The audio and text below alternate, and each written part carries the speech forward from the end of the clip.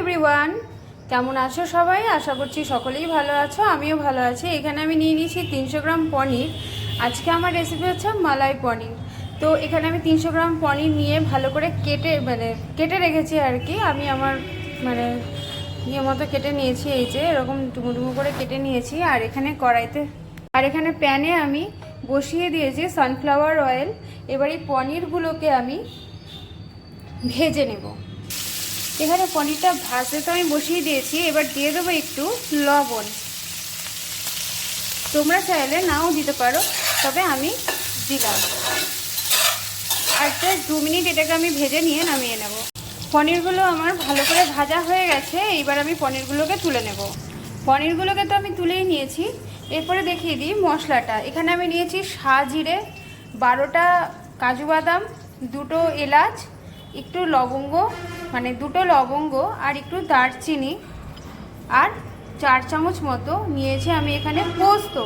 এইবার এইগুলোকে আমি খুব ভালো করে পেস্ট করে নেব। কিন্তু যখন আমি পেস্ট করব কোনো রকম জল দেবো না, দেবো হচ্ছে দুধের এই শটটা। তো এই দিয়ে আমি ভালো করে এটাকে আগে পেস্ট করে নিই।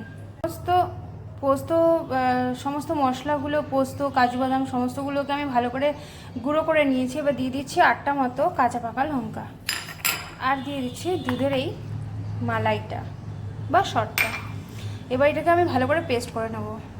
তো দেখো, এই যে পেস্টটা একেবারে স্মুথ করে নিয়েছি আমি। এরপরে আমি দেবো প্যানে তোমার ফোড়নে আমি দেবো হচ্ছে সাদা জিরে আর শুকনো লঙ্কা, তেজপাতা। এখানে ফোড়নটা ভালোভাবে হয়ে গেছে, দিয়ে দিচ্ছি বেটে রাখা মশলাটাকে আমি নাড়িয়ে নিলাম। এইবারে আমি দিয়ে দিচ্ছি কিছুটা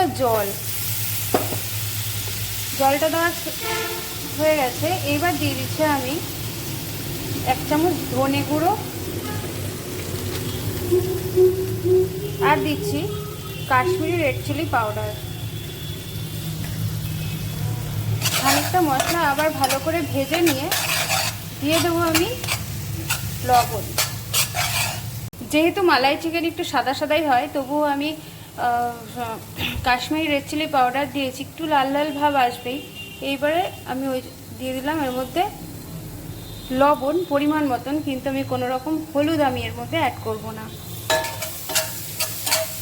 আমি মশলার সঙ্গে তো গোটা গরম মশলা ব্যবহার করেছি, যেমন গোটা এলাচ, লবঙ্গ আর দারচিনি, আর সাজিরে। এই কটা জিনিস তো আমি এর সঙ্গে বেটে নিয়েছিলাম। তোমরা চাইলে ওটা না বেটে ফোড়নেও দিতে পারো। দেখো, আমার মশলাটার থেকে ভালো মতো তেলটা ছেড়ে দিয়েছে। এইবার যে মিক্সির ধোয়া জলটা আমি এর মধ্যে দিয়ে দিলাম। আরেকটু আমি জল দেব। আমি এটুকু পরিমাণ জল দিয়েছি। ফুটে উঠলে আমি পনিরগুলো দিয়ে দেবো। ঢাকা দিয়ে খানিকক্ষণ ফুটিয়ে নিয়ে চিনি দিয়ে দেবো। আমি চিনিটা আগে অ্যাড করছি না। দেখো, মশলাটা খুব ভালোভাবে ফুটে গেছে। দিয়ে দেবো পনিরটা দিয়ে দিলাম। একটু ফুটুক, দেবো চিনি। এটা তো প্রায় হয়েই এসছে। দিয়ে দিচ্ছি আমি ঘি।